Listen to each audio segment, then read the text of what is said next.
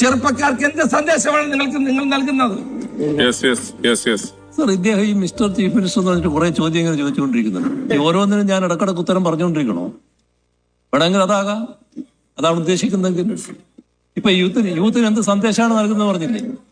ഇത് സമൂഹം നേരിടുന്ന ഒരു വിപത്തിനെ നേരിടുന്ന രീതിയിലാണോ അദ്ദേഹം സംസാരിച്ചുകൊണ്ടിരിക്കുന്നത്? അതാണോ ശരിയായ രീതി? യാഥാർത്ഥ്യം മനസ്സിലാക്കാൻ കഴിയണം.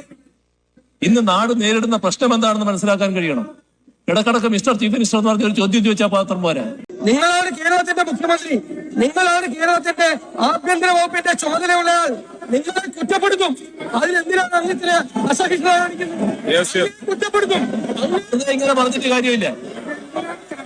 ഞാൻ എന്ത് പ്രസംഗിക്കണമെന്ന് ബഹുമാനപ്പെട്ട മുഖ്യമന്ത്രി തീരുമാനിക്കണ്ട. എനിക്ക് സംസാരിക്കാനുള്ള അധികാരമുണ്ട്. അതുപോലും മനസ്സിലാക്കാനുള്ള കഴിവില്ലല്ലോ നമ്മുടെ പിണറായി സഖാവൻ എന്നുള്ളതാണ് ഞാൻ ഈ ആലോചിക്കുന്ന വേറൊരു കാര്യം കൂടി.